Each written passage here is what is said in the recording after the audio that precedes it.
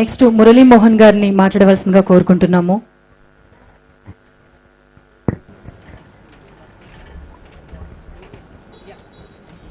అందరికీ నమస్కారం అండి. వేదిక మీద చాలా మంది ప్రముఖులు, శ్రేయోభిలాషులు, నాయకులు అందరూ ఉన్నారు. అందరికీ పేరు పేరున అంటే ఇంక చాలా టైం పడుతుంది కాబట్టి అందరికీ పేరు పేరున హృదయపూర్వక నమస్కారాలండి. వాళ్ళ మన చౌదరి గారు మన అత్యంత ప్రియమైన నాయకుడు శ్రీ నారా చంద్రబాబు నాయుడు గారి 75వ సంవత్సర జన్మదినోత్సవాల్ని ఇక్కడ ఘనంగా జరుపుతున్నారు. చాలా సంతోషం. ఎందుకంటే ఈ సంవత్సరం ఆయన మామూలుగా ఎప్పుడు సెలవు తీసుకోరు. 75వ జన్మదినోత్సవం అని చెప్పి అందరినీ అడిగి ఆయన అమెరికా వెళ్ళటం జరిగింది. అక్కడికి వెళ్ళాక కూడా పార్టీ గురించి ఆలోచిస్తారు. అక్కడ పార్టీ ప్రముఖులతోనే మాట్లాడతారు. అక్కడ ఉన్న వాళ్ళందరూ మన అమరావతికి రండి, ఇండస్ట్రీస్ పెట్టండి, అభివృద్ధి చేయండి అనే చెప్తారు తప్ప అక్కడ కూర్చొని కబుర్లు చెప్పుకోవడానికి కాదు అక్కడికి వెళ్ళింది ఆయన. ఆయన ఈ రోజు ఎంత కష్టపడతారో మీకు అందరికీ కూడా తెలుసు. దూరదృష్టి ఉన్న ఒక మహా వ్యక్తి ఎవరు అంటే చంద్రబాబు నాయుడు గారే. చాలా మంది ఇల్లు తగలబడుతుంది అనుకోండి, అయ్యో ఇక్కడ నీళ్లు లేవే, నువ్వు దవ్వుదాం అని అప్పుడు నువ్వు దవ్వటం మొదలు పెడతారు.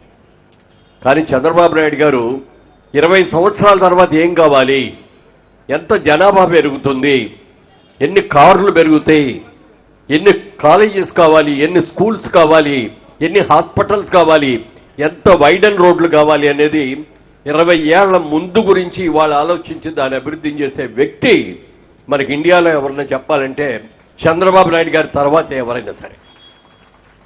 అలాంటి ముందు చూపున్నటువంటి వ్యక్తి. ఆ రోజున ఐటీ అంటే అందరూ నవ్వారు. ఐటీ ఏముంటుంది ఐటీ అని అంత ఊహించారు. కాబట్టి ఆయన ఆ రోజున ఈ ప్రోగ్రాం గురించి పోయి అమెరికా వెళ్ళి ఎంతో మందిని కలిశారు.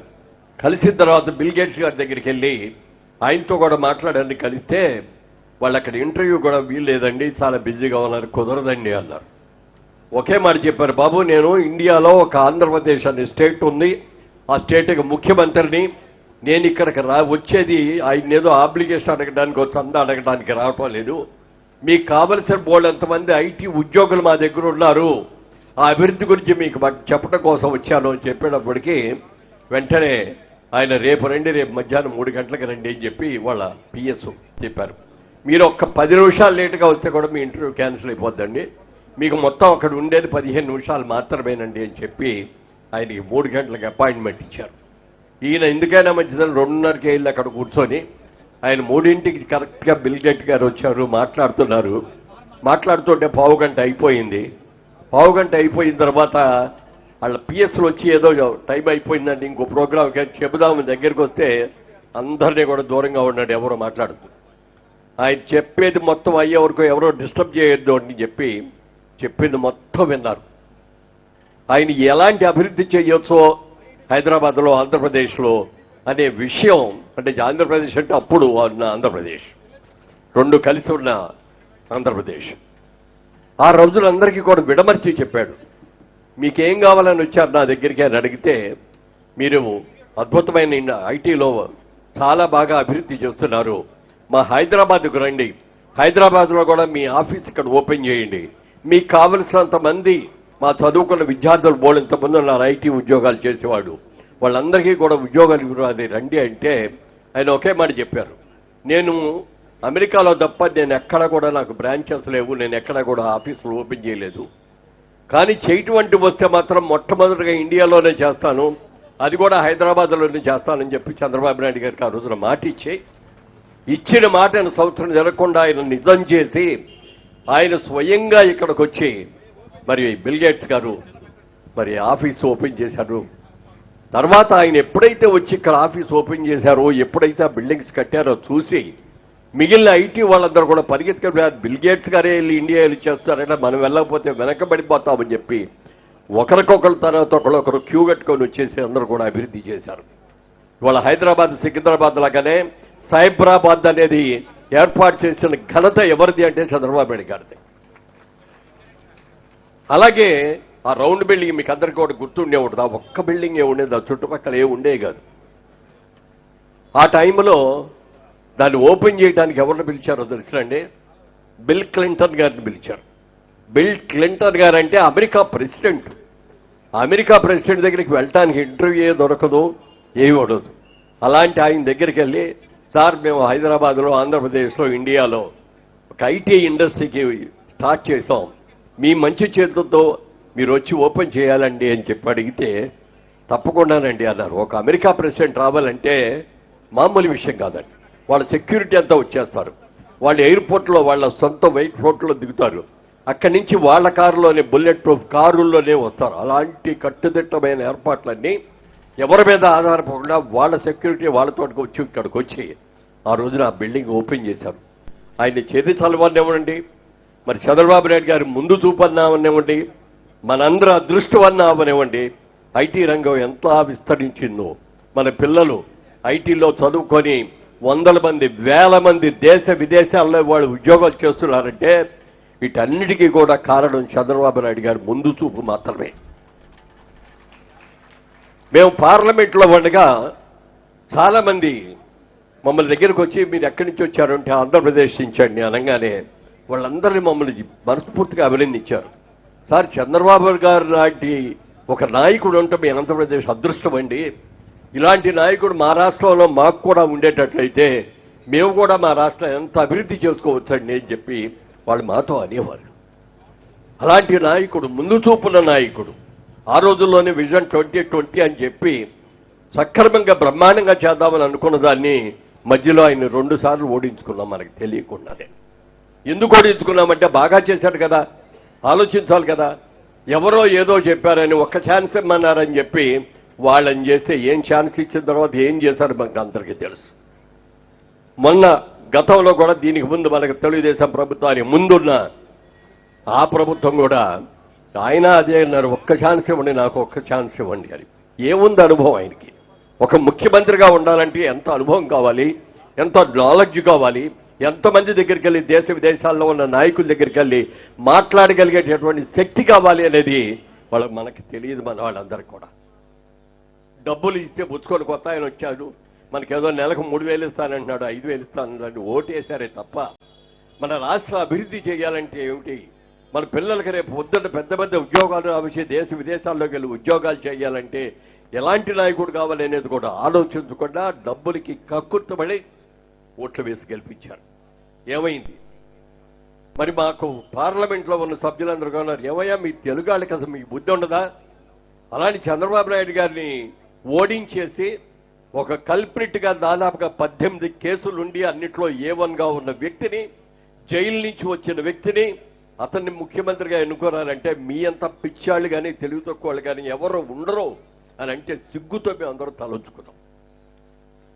మరి వాళ్ళ దేశ విదేశాల్లో ఉన్న ఇంజనీర్లందరూ కూడా చంద్రబాబు నాయుడు గారిని తీసుకువెళ్ళి ఈ వయసులో 73 సంవత్సరాల వయసులో ఆయన తీసుకువెళ్ళి జైల్లో పెట్టి కనీస అవసరాలు కూడా చేయకుండా చేస్తే దేశ విదేశాల్లో ఉన్న మనందరికంటే కూడా ముందు రియాక్ట్ అయింది ఎవరో అంటే విదేశాల్లో ఉన్న ఐటీ ఉద్యోగులందరూ కూడా రియాక్ట్ అయ్యి, చంద్రబాబు నాయుడు గారు మీరు ఆ రోజున దూసుతో చేసిన దీంతో మేమందరం కూడా ఇవాళ పెద్ద పెద్ద ఉద్యోగాలు చేసుకోగలుగుతున్నాం, మీ ప్రేమ, మీరు చేసినటువంటి భిక్ష మాకు ఇది, మీరు ఇలాంటి స్థితిలో ఉన్నారంటే మేము ఎవరు భరించలేకపోతాం అని అక్కడ దేశాలందరూ కూడా రియాక్ట్ అయ్యి మనందరికంటే కూడా ముందు ఈసారి చంద్రబాబు నాయుడు గారిని గెలిపించుకోవాలి, ఈసారి కూడా ఆయన్ని గెలిపించుకోలేకపోతే రాష్ట్రం ఎందుకు పనికి రాకుండా పోతుంది అని చెప్పి వాళ్ళందరూ కూడా కేవలం ఓటేయటానికి రావటమే కాకుండా వాళ్ళ కుటుంబ సభ్యులకి అందరికీ కూడా చెప్పి అఖండమైన మెజార్టీతో గెలిచేటట్టు చేశారంటే అది వాళ్ళు రుణం తీర్చుకున్నారు నిజంగా చెప్పాలంటే. అలాంటి అవకాశం ఉన్నటువంటి ఒక గొప్ప ముఖ్యమంత్రి, విజన్ ఉన్న ముఖ్యమంత్రి. ఇప్పుడు తెలంగాణ ఉందంటే హైదరాబాద్ ఉంది, ముఖ్యపట్నం బ్రహ్మాండమైంది. కర్ణాటక ఉందంటే బెంగళూరు ఉంది, మైసూరు ఉంది. తమిళనాడు ఉన్నామంటే మరి చెన్నై ఉంది, కోయంబత్తూరు ఉంది, సేలం ఉంది. మాకు ఆంధ్రప్రదేశ్కి మనకి ఏముందండి? మా క్యాపిటల్ ఏది, మీ క్యాపిటల్ ఏది అంటే ఏ ఊరని చెప్పాలి? వైజాగ్ సిటీ కాదు, విజయవాడ సిటీ కాదు, గుంటూరు సిటీ కాదు, తిరుపతి సిటీ కాదు. ఏది మీకు సిటీ? మీకు హైదరాబాద్ లాంటి సిటీ మీకు ఏముంది అని చెప్తే ఏం లేదు.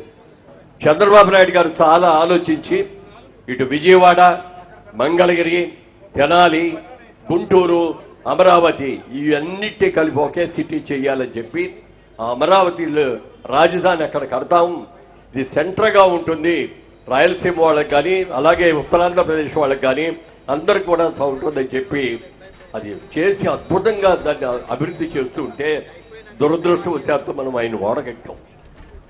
ఇవాళ రోజు చాలా ఆల్రెడీ వాళ్ళ ప్రధానమంత్రి గారు కూడా ఇదొకట్లాగా కాకుండా చంద్రబాబు నాయుడు గారు ఏది అడిగితే అది లేదు కాదు అనకుండా చేయడానికి ఆయన వచ్చేస్తున్నారు.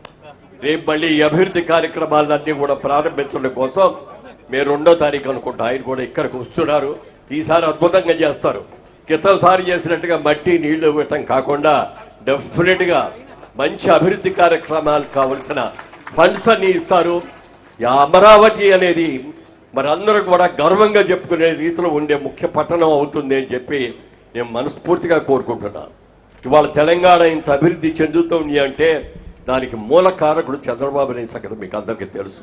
ఔటర్ రింగ్ రోడ్లు చేసినా, ఇంటర్నేషనల్ ఎయిర్పోర్ట్ చేసినా, ఈ school of business India school of business అని అది పెట్టినా ఏది పెట్టినా కూడా ఆయన కష్టపడి ఇక్కడ సిమెంట్ రోడ్లు సీసీ రోడ్లు వేశారు. ఇక్కడ ఈ సీసీ రోడ్ల మీద ఇప్పుడు వచ్చిన ముఖ్యమంత్రులందరూ కూడా రయ్యమంటూ కూడా వెళ్లిపోతున్నారు. అందరూ కూడా బాగా చేస్తున్నారు. ఎవరు కూడా ఫలానా వాళ్ళు చేయలేదు అనేది నేను అన్నో ఇది రాజకీయ విమర్శలకు సంబంధించేది కాదు.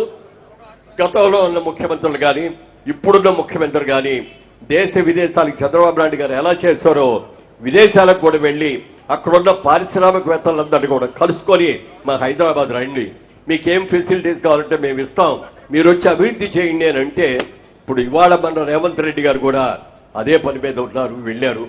జపాన్ నుంచి అక్కడ వాళ్ళు కూడా ఎంతో అద్భుతంగా రియాక్ట్ అయ్యి వాళ్ళు కూడా వచ్చేస్తున్నారు. అలా చంద్రబాబు నాయుడు గారు కూడా ఆరోగ్య ఐశ్వర్యాలతో ఆయన తొలతూగాలని ఇంకా మనందరికి కూడా ముఖ్యమంత్రిగా ఉండటానికి మన రాష్ట్రాన్ని అభివృద్ధి చేసుకోవడానికి అన్ని రకాలుగా సహకరించాలి. కాబట్టి ఆయన్ని రాబోయే 2-3 టర్మ్స్ కూడా కంటిన్యూస్ గా మళ్ళీ ఇంకో పార్టీ మార్చడం కాకుండా చంద్రబాబు నాయుడు గారినే ముఖ్యమంత్రి చేయాలని ఆయన నాయకత్వంలో ఇంకా అభివృద్ధి చెందాలని మనస్ఫూర్తిగా కోరుకుంటూ వాళ్ళ మన చౌదరి గారు మేమందరం కూడా టీవీ ఇండస్ట్రీలో మన స్టూడియోస్ అన్ని కట్టారు అద్భుతంగా. స్టూడియో అనగానే ఏదో 10 ఎకరాలు 20 ఎకరాలు కడతారు. ఆయన 500 గజాల్లోనో 1000 గజాల్లోనో 5 అంతస్తులో కట్టి టీవీ షూటింగ్లకి అన్నిటికి కూడా చేసి వాళ్ళ టీవీకి ఇన్ని రకాలుగా అవకాశం అంటే మన స్టూడియోకి రాకుండా ఎవరు ఏ సీరియల్ చేయలేరండి. ఏదో ఒక ఆఫీస్ కావాలన్నా ఇక్కడికే వస్తారు, ఒక హాస్పిటల్ కావాలన్నా ఇక్కడికే వస్తారు, ఒక రిచ్ హౌస్ కావాలన్నా ఇక్కడికే వస్తారు. అలాంటి వ్యక్తి ఈ రోజున ఈ కార్యక్రమాన్ని తన భుజస్కంధాల మీద వేసుకొని ఇంత బాగా చేసేందుకు మనందరి తరఫున కూడా ఆయన మనస్ఫూర్తిగా అభినందించాలని కోరుకుంటూ సెలవు తీసుకోవడానికి, ఎందుకంటే చాలా కార్యక్రమాల్లో పాల్గొనాలి. Thank you sir. జస్ట్ ఒక 2 minutes మాత్రమే మీ టైం మాకు కావాలి. సో మరి ఈ రోజున సిబిఎన్ గారి birthday organisation committee Panchavati and Sailakshmi colony వారు సిబిఎన్ గారి మీద ఉన్న గ్రాటిట్యూడ్ తో, అభిమానంతో, ఆప్యాయతతో తన గురించి ఒక చిన్న జర్నీని అంటే కేవలం 5 నిమిషాల టైంలోనే ఒక చిన్న ఏవీని తయారు చేయించడం జరిగింది సార్.